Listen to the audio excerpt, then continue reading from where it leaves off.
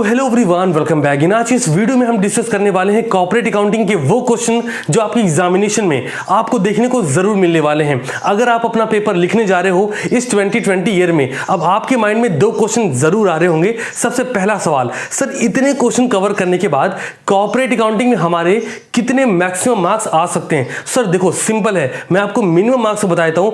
आप 80+ स्कोर कर सकते हो अगर आप इतने क्वेश्चन कवर करते हो। तो अब आपके माइंड में दूसरा क्वेश्चन आ रहा होगा, सर हम डिफरेंट यूनिवर्सिटीज से बिलोंग करते हैं, तो क्या ये पर्टिकुलर क्वेश्चन हम सभी यूनिवर्सिटी के लिए रिलेटेबल है? डेफिनेटली है सर। इस 2020 ईयर को ध्यान में रख के ही ये पर्टिकुलर वीडियो में डिजाइन कर रहा हूं। तो देखो, आपको दो इंपॉर्टेंट काम करने हैं। पहला काम जो आपको अभी करना है, ये वीडियो हर उस बच्चे तक पहुंचा देना है जिसका कॉर्पोरेट अकाउंट का पेपर होने वाला है रिसेंटली। और दूसरा इंपॉर्टेंट काम, जब आपका कॉर्पोरेट अकाउंटिंग का पेपर हो जाएगा तो वापस इस वीडियो में आके कमेंट करके मुझे जरूर बताना कि आपके पेपर में इस पर्टिकुलर वीडियो से कितने ज्यादा क्वेश्चन मैच किए हैं। स्टार्ट करते हैं सबसे पहले शॉर्ट क्वेश्चन से, फिर लॉन्ग क्वेश्चन से, साथ में आपको बताऊंगा वो न्यूमेरिकल चैप्टर जो आपको जरूर कवर करने हैं। सर जब मैं शॉर्ट और लॉन्ग क्वेश्चन बता रहा हूंगा, इन बिटवीन कुछ इंपॉर्टेंट बात बोलूंगा, उसको जरूर अपनी कॉपी में नोट कर लेना। तो कॉपी में लिखे बैठो। स्टार्ट करते हैं सबसे पहले शॉर्ट क्वेश्चन से। देखो, आंसर लिखते हो तो आपको लेंथ का ध्यान जरूर रखना है। सबसे पहली बात है, what is corporation? Corporate account की बुक का पहले चैप्टर का टॉपिक उठाओगे तो आपको कॉर्पोरेशन मिल जाएगा। बट प्रॉब्लम इज दैट कि वहां पे उसकी डेफिनेशन नहीं दी गई, सिर्फ मीनिंग लिखी गई है। मेक श्योर आप इसे गूगल से सर्च कर लो, अगर नहीं मिलता मुझे बताने, मैं आपको बताऊंगा। Second is how a preference share redeemed. अब यहां पे एक मेजर इश्यू आता है, बच्चा डिबेंचर को फोकस रखता है। सर आपके चैप्टर से रिडेम्पशन ऑफ प्रेफरेंस शेयर, वहां से टॉपिक लिया गया है। Third, explain AS 10। आप इसके लिए गुडविल का ट्रीटमेंट भी जरूर पढ़ के जाना, ठीक है। अकाउंटिंग स्टैंडर्ड 10 अगर सिर्फ इतना लिख के आ रहा है तो AS 10 में कौन सा टॉपिक है एक बार जरूर कवर कर लो। फिर आता है explain pooling of interest method. देखो एक बात का ध्यान रखना, जिस भी शॉर्ट क्वेश्चन में 2 से 4 लाइन, मैक्सिमम 4 लाइन लिखने के बाद, हाँ ये ध्यान रखना, अगर आप यहाँ क्वेश्चन में 4 मार्क्स में है, जिन लोग के लिए 2 मार्क्स में है, एक सिंपल रखते हैं, 2 नंबर का क्वेश्चन है, लाइन डबल कर दो, मतलब 4 लाइन, ठीक है। 4 नंबर क्वेश्चन लाइन 5 to 8 के बीच में रखना, क्लियर। और जहां पर भी फॉर्मूले लिख सकते हो जरूर लिख के आना, like pooling of interest method, formula लिख सकते हो, लिख के आना है। नेक्स्ट आता है difference between surrender of share and forfeiture of share. बड़ा सिंपल डिफरेंस है सर। फॉरफीचर ऑफ शेयर में कंपनी के बोर्ड ऑफ डायरेक्टर डिसाइड करते हैं किसके शेयर को फॉरफीट करना है। सरेंडर ऑफ शेयर में शेयर होल्डर खुद डिसाइड करता है, क्लियर है ना। सेकंड पॉइंट, अच्छा और पॉइंट लिखने हैं और ध्यान रखो, बेसिस ऑफ डिफरेंस और डिफरेंस ऐसे कॉलम बना के लिखना, क्लियर है ना। नेक्स्ट आता है व्हाट इज सिंकिंग फंड। ये आपके डिबेंचर के टॉपिक से मिल जाएगा, जहां पे डिबेंचर को रिडीम करने के लिए हम सिंकिंग फंड क्रिएट करते हैं, क्लियर। फिर आता है discuss the legal provision regarding issue of share discount. Sir जब इसकी बात आएगी तो अगर ये देखो 2 कैटेगरी है, एक तो इश्यू ऑफ शेयर डिस्काउंट, दूसरा fresh issue of share discount. Simply बोलता हूं, कोई भी नई कंपनी डिस्काउंट पर फ्रेश शेयर इशू नहीं कर सकती। एक कंडीशन है, अगर वो सेंट्रल गवर्नमेंट से परमिशन लेती है तो वो डिस्काउंट पे इशू कर सकती है। सर मैक्सिमम रेट क्या है डिस्काउंट पे इशू करने का? 10% है। Next point, what is consolidated balance sheet. अगर पॉसिबल हो तो यहां पे छोटा सा फॉर्मेट इमेजिनरी फिगर पे बना के दिखा दो, अगर क्वेश्चन 2 नंबर से ज्यादा का है। Next, what is internal reconstruction. Sir external internal 2 होते हैं, आप सबको पता है। यहां पे इंटरनल के साथ साथ एक्सटर्नल भी एक बार आप पढ़ जरूर लेना, ठीक है। फिर आता है what do you mean bye banking company. बहुत ही बेसिक क्वेश्चन है, लाइक बैंकिंग भी एक कंपनी ही होती है, उसके बारे में बताना है। नेक्स्ट, डिविजिबल प्रॉफिट क्या है सर? व्हाट इज या what do you mean by, explain करके आ जाएगा। Divisible profit, the profit which is distributed to share holders. Simple है बट फिर भी आपको इसको अच्छे से लिखना है, क्लियर। नेक्स्ट क्वेश्चन है व्हाट इज बोनस शेयर। फिर डिफरेंस बिटवीन, मैं डिफरेंस बिटवीन में कुछ क्वेश्चंस बोल रहा हूं, उसको आप नोट डाउन कर लो। जैसे मैं शॉर्ट हैंड में नोट कर देता हूं, लाइक यहां लिख दे रहा हूं, ध्यान रखिएगा। शेयर एंड स्टॉक, ठीक है। Capital reserve and reserve capital. Sir ये जो क्वेश्चन है ना, ये आपको जरूर करके जाने, बिकॉज क्या होता है ना, शॉर्ट क्वेश्चन में अक्सर ऐसा पूछ लिया जाता है, तो आपके लिए डाउट जैसा कोई सेशन ना हो, जरूर से कवर करो। सर एक पॉइंट और, इंटरिम डिविडेंड और फाइनल डिविडेंड भी लिख लीजिएगा, ठीक है। शेयर स्टॉक, कैपिटल रिजर्व और reserve capital, interim dividend, final dividend. अब जरा बात कर लेते हैं अपने इन बड़े क्वेश्चंस की। देखो लॉन्ग क्वेश्चन की जब बात आएगी तो माइंड में 2 चीज रखना, क्वेश्चन 8 मार्क्स, 10 मार्क्स, 15 मार्क्स में कितने मार्क्स के लिए, या 16 मार्क्स। कुछ यूनिवर्सिटीज में 16 मार्क्स के भी क्वेश्चन आते हैं, कुछ में 20 मार्क्स के भी आते हैं। आप लोग को कहता हूं, अगर क्वेश्चन 10 मार्क्स से ज्यादा के लिए जा रहा है तो क्वेश्चन में 3 पार्ट होंगे। आपके पास ऑप्शन अवेलेबल होते हैं।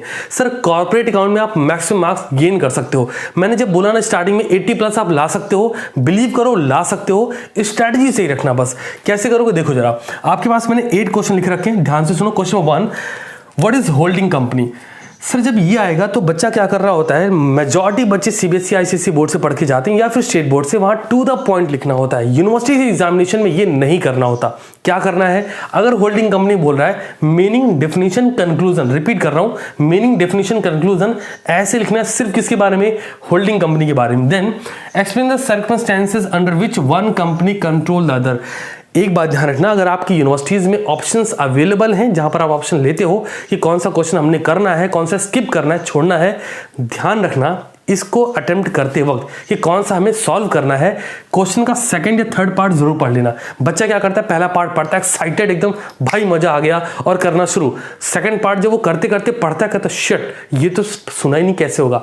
ध्यान रखना, कोई भी क्वेश्चन सेलेक्ट करने से पहले पूरा क्वेश्चन रीड आउट जरूर कर लेना। सेकंड क्वेश्चन की बात करेंगे, what do understand by intrinsic value and market value share, how are these determined. Sir कैसे डिटरमाइन करते हैं, दैट मींस यहां पे वर्क नोट आपको दिखाना होगा। दैट मींस आपको इंट्रिंसिक वैल्यू मार्केट वैल्यू पहले एक्सप्लेन करना है, फिर कैसे डिटरमाइन करते हैं उसकी कैलकुलेशन पूरी आपको दिखानी होगी।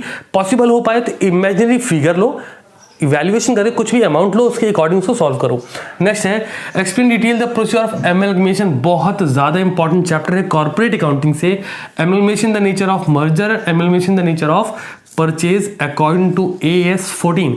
अब यहां पे क्या कर सकते हो सर, देखो सिंपल है, आप नेचर ऑफ मर्जर लिख रहे हो या फिर नेचर ऑफ परचेज लिख रहे हो, जिसमें जो वर्किंग नोट हो तो उन्हें जरूर दिखा दो। साथ में कहां पर रियलाइजेशन की वैल्यू से आप एंट्रीज कर रहे हो, कहां पर बिजनेस परचेज की एंट्री कर रहे हो, वो भी दिखा दो।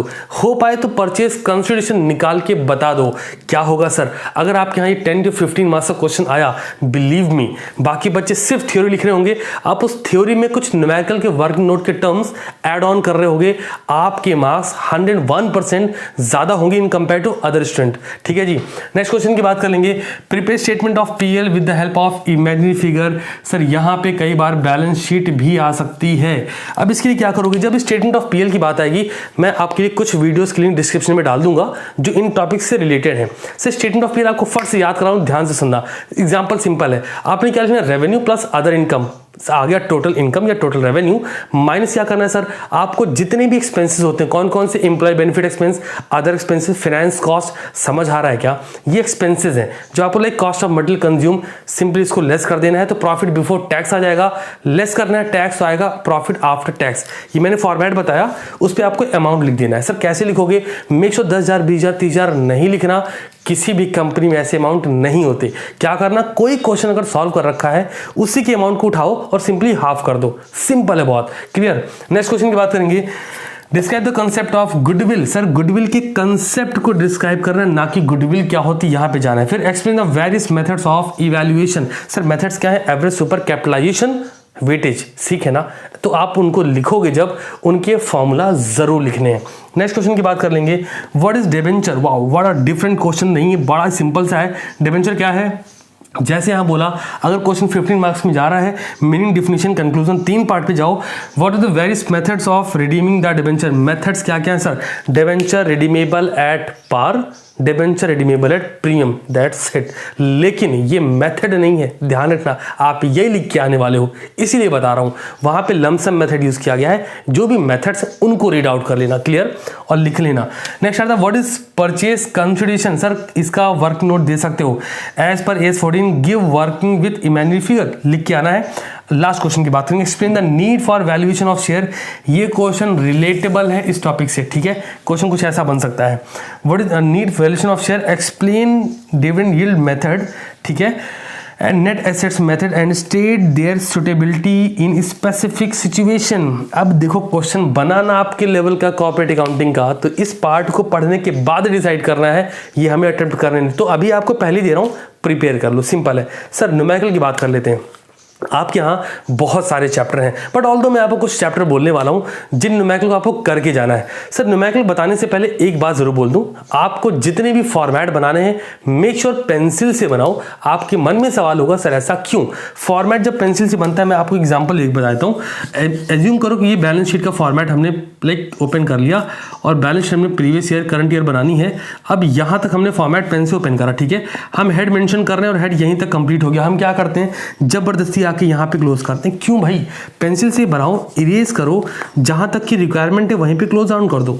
कुछ बच्चे बोलेंगे सर पेंसिल से बनाने के बाद उसको ब्लैक करना है क्या? अरे नहीं भाई, फॉर्मेट पेंसिल से बन सकता है, कोई दिक्कत की बात नहीं है। जितने वर्क नोट करो क्लियर कट हो, हेडिंग ब्लैक पेन से अगर आपके यहाँ अलाउड है तो, और जो भी वर्क नोट दिए उनमें अमाउंट में कॉमा जरूर लगाया जाए। साथ में अगर जर्नल एंट्री कर रहे हो तो नरेशन लिखो। आप इतने बड़े हो जाते हो कि जब आप ग्रेजुएशन में एंट्री लिखते हो तो नरेशन स्किप मार देते हो। फॉर्मेट की ऐसी की तैसी, ये सब चीजें ध्यान रखना। क्लियर है? वर्किंग नोट, नरेशन, फॉर्मेट, इन 3 चीजों पे जम के काम करना है। और सर क्या एग्जामिनेशन हॉल में जाएंगे तो प्रैक्टिस? नहीं, अभी से वीडियो मिल गया ना, लग जाओ। और जो टॉपिक आपको और चाहिए होगा कमेंट भरो ना, मैं बताऊंगा ना कब मुझे वीडियो देना, और मैं वीडियो जरूर दूंगा। आप एग्जामिनेशन से पहले कॉस्ट की वीडियो दे चुका था, कॉर्पोरेट की वीडियो दे रहा हूं। सर न्यूमेरिकल में सबसे पॉपुलर टॉपिक है शेयर का, जहां पर फॉर फ्यूचर से रिलेटेड क्वेश्चन आएगा। डिस्क्रिप्शन में वीडियो का जाके देखना, ऐसी ट्रिक बता रखी कि आपको ये टॉपिक जरूर कवर हो जाएगा। Pro rata allotment along with for future, जहां पर 2 या 3 शेयर होल्डर नालायक निकलेंगे, कोई अलॉटमेंट पे पैसा नहीं दे रहा होगा, कोई कॉल पे पैसा नहीं दे रहा होगा, और हमें अमाउंट रिसीव्ड ऑन अलॉटमेंट निकालना होगा, देन फॉर फ्यूचर, फिर कैपिटल रिजर्व पे और रीइश्यू करना है। क्लियर कट है? तो ये क्वेश्चन लॉन्ग में तैयार जरूर करना है। सेकंड सर, एमलगमेशन, जैसे ही फॉर फ्यूचर का टॉपिक कवर हो तो एमलगमेशन का टॉपिक जरूर से करके जाना है। तो रिकॉर्ड कर लेते हैं साथ में की करके। शेयर के बाद कौन सा टॉपिक बोल रहे हैं हम सर? एमलगमेशन का टॉपिक, फिर होल्डिंग एंड सब्सिडरी। ठीक है जी। सर आपके माइंड में क्वेश्चन ये भी आ रहा होगा सर रिकंस्ट्रक्शन वाला टॉपिक, अरे लिखिए बिल्कुल लिखिए, रिकंस्ट्रक्शन। ठीक है, एक टॉपिक और है, कुछ यूनिवर्सिटीज में उनकी बुक के सिलेबस में होगा, कुछ में नहीं होगा, बिकॉज RMLU में नहीं अवेलेबल है। मैं आपको बता देता हूँ, आप होल लाइफ आपके यहाँ फंड फ्लो स्टेटमेंट और कैश फ्लो स्टेटमेंट, ये 2 अलग अलग टॉपिक हैं। तो फंड फ्लो स्टेटमेंट ओवर दिन कैश फ्लो स्टेटमेंट जरूर पढ़ के जाओ। फंड फ्लो स्टेटमेंट 3 पॉइंट पे पढ़ना पड़ता है, एक बार चेक करो उनका प्रोसीजर क्या है, सोर्स ऑफ फंड क्या, एप्लीकेशन ऑफ फंड क्या है, इजीली समझ आ जाएगा। मैं बोल रहा हूँ फंड फ्लो स्टेटमेंट के बारे में। ठीक है जी, ये आपने करके जाना है। सर इसके बाद आप क्या कर सकते हैं, एक बार इनको आप चेक कर लें। मैंने अभी तक आपको share, amalgamation, holding subsidy, reconstruction और फंड फ्लो स्टेटमेंट बोला है। सर गुडविल का टॉपिक, गुडविल और डिवेंचर, ये 2 टॉपिक क्योंकि इजी भी हैं तो आप नोट डाउन कर लो। अब सर सबसे ज्यादा एफर्ट कहां पे डालना है, जल्दी से रिपीट कर देता हूं। सबसे ज्यादा एफर्ट आपको डालना है शेयर के क्वेश्चन पर, pro rata allotment, next number पर एमलगमेशन, उसके बाद रिकंस्ट्रक्शन जो 3rd ईयर के लेवल को रीच करते हैं। इन 3 पे सबसे ज्यादा फोकस। इसके बाद थ्योरी के क्वेश्चन आपके पास अवेलेबल है, और अगर आपके पास सफिशिएंट टाइम है होल्डिंग सब्सिडी रिकंस्ट्रक्शन करने के बाद फंड फ्लो और गुडविल डिवेंचर जरूर देखे जाओ। Hope for the very best, और बिलीव मी इतने क्वेश्चन कर लेने हैं। हाँ सर प्रैक्टिस लिख के करना, ये सब क्वेश्चन भी लिख के प्रैक्टिस करना। बच्चे इजी नोट्स वगैरह से पढ़ रहे होते हैं, वो टिक लगा के, ऐसा काम मत करो, लिख के करो। अगर अपने आप को लेके सीरियस हो, 80 मार्क्स पाना चाहते हो, जरूर ऐसा करो। और जिस टॉपिक पे आपको वीडियो चाहिए कमेंट सेक्शन में भर देना, जल्दी आपको इस पर वीडियो जरूर मिलेगा। और मिलता हूं बहुत ही जल्द आपके नए टॉपिक के साथ, और तब तक के लिए शानदार रहिए और हाँ पढ़ते रहिए।